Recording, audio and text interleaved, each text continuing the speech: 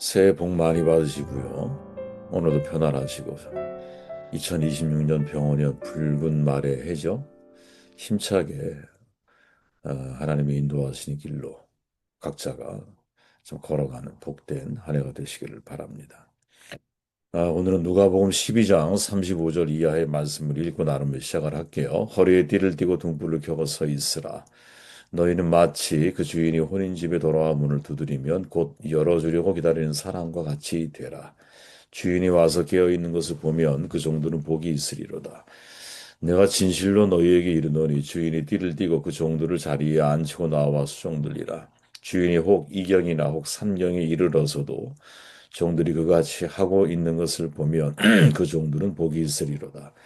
너희도 아는 바니 집주인이 만일 도둑이 어느 때에 이를 줄 알았더라면 그 집을 뚫지 못하게 하였으리라.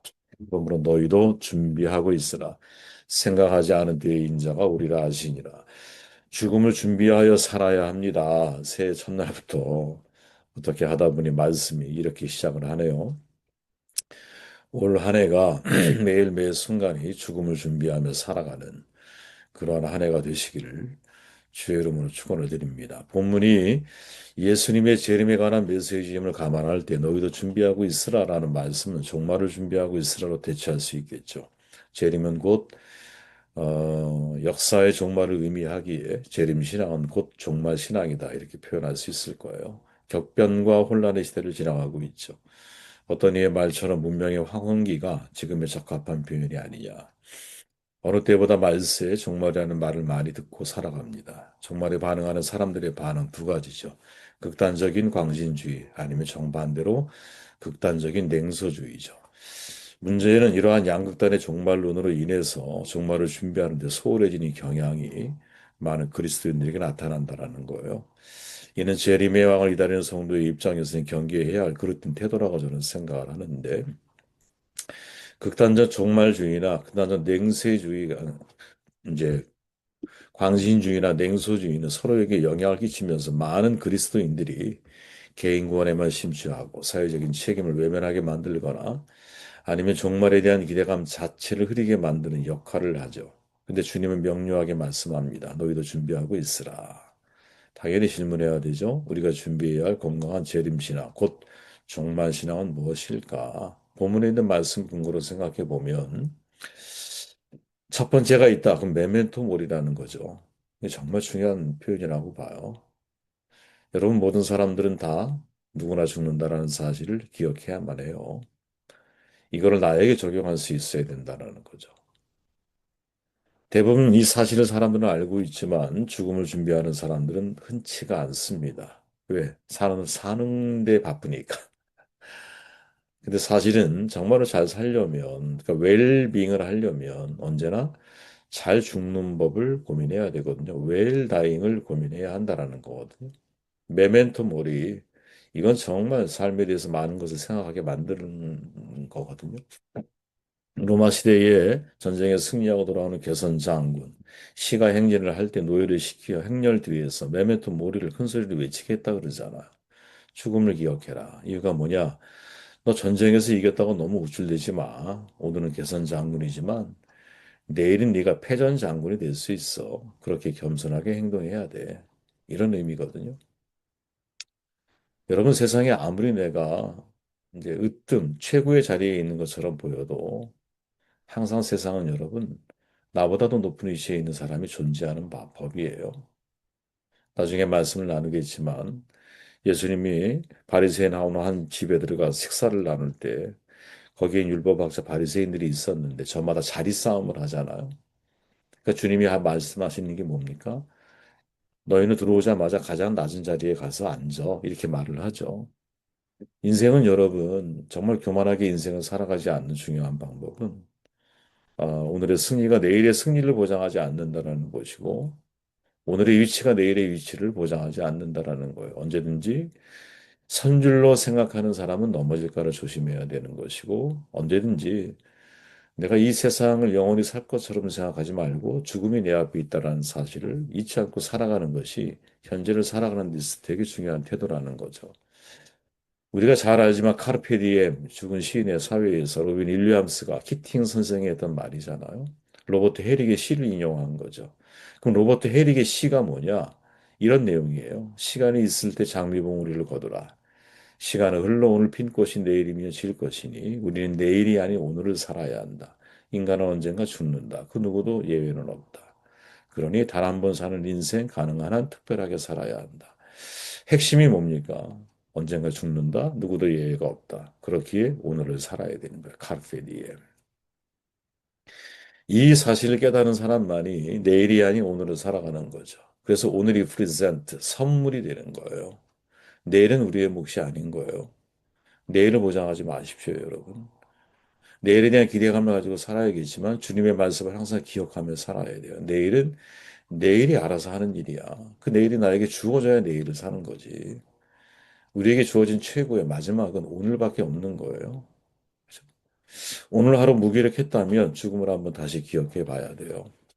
이미 죽은 소천한 사람이지만 스티븐 잡스가 쾌장한 말년에 힘들게 보내죠. 그가 그때 이렇게 말하잖아요. 내가 죽을 것을 기억하는 것은 인생에서 가장 큰 선택을 할 수 있도록 도와주는 가장 큰 도움이 되었던 도구이다. 그죠? 죽을 것을 기억하는 것, 이거는 가장 큰 오늘을 살게 만드는 도구가 될 수 있어요. 네. 그렇게 저와 여러분들의 삶 속에 올 한 해가 야, 어떻게 내가 잘 살아갈 수 있을까? 어떻게 현재를 잘 살아갈 수 있을까? 그거는 메멘토 모리. 이 의식을 잃지 않고 살아가는 거죠. 바울이 말하죠. 고린도서 15장 31절에서 형제들아 내가 그리스도 예수 안에 예수 우리 주 안에서 가진 바 너희에게 대한 나의 자랑을 두고 단언하는 나는 날마다 죽노라. 사도 바울은 날마다 죽는 기술을 통해서 사명의 길을 걸어가죠. 아르스 모리엔디라 그러잖아요. 죽음의 기술을 훈련해야 한다라는 거예요, 여러분. 누구나 죽어. 베메토물이 죽음을 기억해야 돼. 그러면 그때부터 우리가 던져야 중요한 질문이 뭘까요? 아, 그래, 누구나 죽어. 그러면 죽음의 기술을 훈련해야 되는 거죠. 누구나 죽는다라는 사실을 받아들이는 사람이라면 그때부터 뭘 고민해야 하냐? 그럼 어떻게 죽어야 되는 거지? 15세기 서유럽 사회에서는 죽음의 기술, 아르스 모리엔드라는 소책자가 크게 유행을 했어요. 죽음의 기술이라는 뜻이죠. 원래는 죽음을 슬기롭게 준비하고 또 맞이하는 방법을 거울처럼 비춰주는 책. 굉장히 길죠. 이거 줄임말이에요. 슬기롭게 죽기 위해 살아있는 동안 바른 삶을 영위하는 방법, 곧 삶의 예술, 아르스 비벤디라 그러잖아요. 이걸 가르쳐 주고 있는 죽음의 기술을 통해 삶의 예술을 가르쳐 주는 것. 이게 진짜 우리가 터득해야 할 삶의 어떤 아름다운 삶을 살아가기 위한 비결이 아니겠느냐. 슬기롭게 죽는 방법. 이것은 곧 슬기롭게 살며 살아가는 방법과 같은 거죠. 일맥하는 거.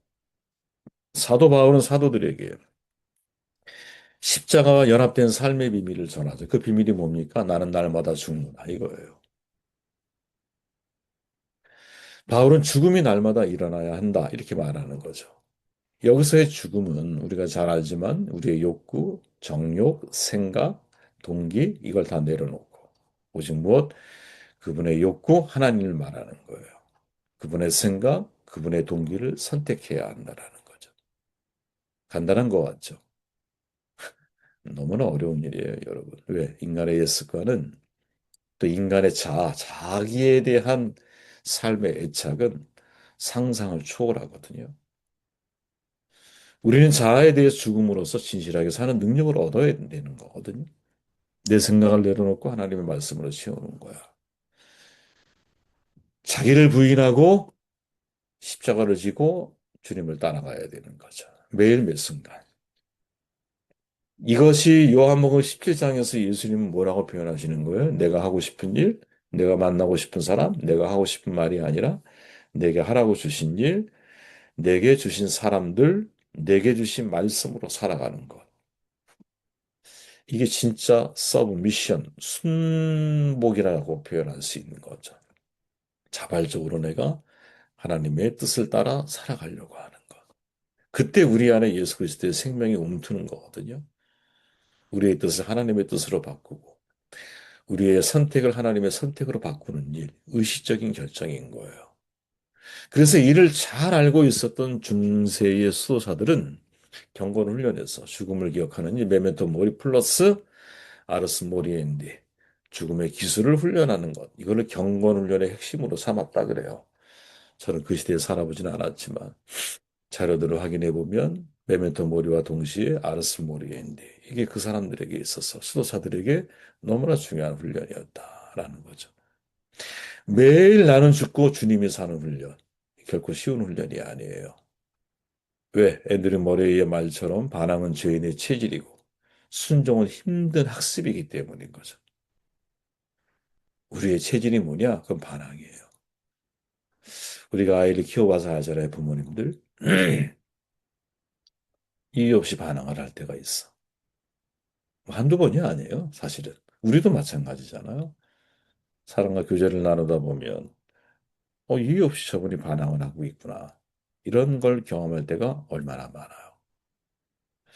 정말 지혜로운 사람은 마음이 초상집에 있고 어리석은 사람은 꼬리집에 있어요. 솔로몬의 고백이죠. 그러니까 진짜 지혜로운 사람은 늘 죽음을 기억하는 일이 삶의 지혜라는 사실을 역사적으로 우리에게 계속 알려주고 말씀해주고 있는 거거든요. 자, 그러면 생각해 보십시오. 메멘토 모리, 아르스 모리엔드라고 하는 바로 이 삶을 제대로 잘 살려면, 이거를 제대로 우리가 이해하고 있고 이게 우리에게 훈련이 된 사람이라면 어떻게 인생을 살아갈까? 사도 바울이 나는 날마다 죽노라. 참 간단한 표현이지만 정말로 힘든 경거 훈련의 싸움인데 이 고백을 할 수 있었던 중요한 이유가 뭐냐? 같은 본문 고린도서 15장 그 앞선 구절 19절에 보면 바울이 이렇게 말하는 거예요. 만약 그리스도 안에서 우리가 바라는 것이 다만 이 세상의 삶뿐이면 모든 사람 가운데 우리가 더욱 불쌍한 자이리라.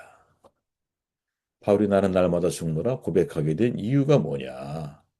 이유를 질문해야 되잖아요. 그죠? 왜 바울은 이런 고백을 하게 되었을까? 그 앞선 구절이 말하는 게, 야, 우리는 다만 이 세상의 삶뿐이 아니야. 내생의 삶이 있어. 이 말이죠. 이걸 진짜 믿고 있는 사람이라면, 이런 믿음이 있는 사람만이 뭐, 메메토 모리, 아르스 모리엔디, 이 삶을 살아갈 수 있는 거죠. 이미와 아직 사이에 우리가 살아가고 있는 거야. 이 생과 내 생 사이, 여기와 거기 사이. 이 둘의 아주 창조적인 긴장 관계가 유지되어질 때, 그래야 내가 현재를 바르게 살아가는 거죠. 그래야 내가 현재, 내가 하고 싶은 일, 내가 만나고 싶은 사람, 내가 하고 싶은 말이 아니라, 내게 하라고 주신 일, 하나님이 내게 주신 사람들, 하나님이 내게 주신 말씀으로 그들과 관계를 맺어나가는 훈련을 해갈 수 있는 거죠. 죽으면 그것으로 모든 것이 끝장이다. 라고 생각하는 사람들은 이미와 아직 사이를 살아가는 게 아니죠. 다만 우리가 바라는 것이 이 세상의 삶뿐이라면 둘 중에 하나예요. 즐겁게 인생을 살다 마감하세요. 우리 각자가 가지고 있는 꿈, 그 비전, 그 실천하면서 여러분들 삶을 마감하세요. 힘들고 어려운 때가 있다 할지라도 행복만 생각하며 살아가시면 돼요. 다만 인생뿐이라면 그렇게 살아도 아무 상관없어요. 근데 바울은 다만 인생이 전부가 아니라는 거죠. 내 생이 있다라고 말하는 거예요.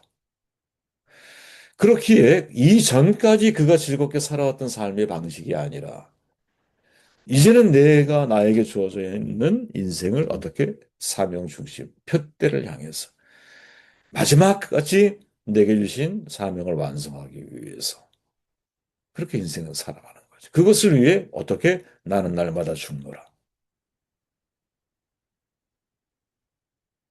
우리가 이 땅을 살아가는 앞으로의 인생은 앞으로 한 30년 길어야 혹은 20년 남았을까요? 근데 그 이후에는 하나님과 영원히 함께하는 시간들을 우리 모두가 살아가게 될 거 아니야. 그럼 영혼을 위해 20년을 투자하실 겁니까? 아니면 그냥 20년에 만족하며 인생은 살아가실 겁니까? 2026년 한 해가 시작되었죠. 병원년 붉은 말의 띠예요. 해예요. 우리 각자에게 어, 힘차게 도전해 나아가야 할 그것이 뭘까? 우리 모두에게 사실은 그런 기회가 열리는 때가 아니겠느냐. 저는 여러분, 시간의 흐름 속에서 우리가 캐치해내야 할 하나님의 사인들을 제대로 해석하고 나아가는 그런 우리가 되어야 되지 않을까 하는 생각을 하게 돼요. 정돈합니다, 여러분. 아, 어떻게 인생 오늘을 바르게 잘 살아갈 수 있을까? 메멘토 모리, 알스 모리엔디, 이 삶을 어떻게 실천할 수 있을까? 바울이 나는 날마다 죽노라, 이 삶을 어떻게 실천할 수 있을까? 이 생과 내 생 사이의 긴장 관계를 유지하며 살아가는 거죠. 즉, 죽음, 주의 재림의 때를 생각하며 오늘을 살아갈 수 있을 때, 그때 진짜 매일매일이 값지고 아름다운 삶의 내용으로 채워가게 되지 않을까 하는 생각을 하게 되었습니다.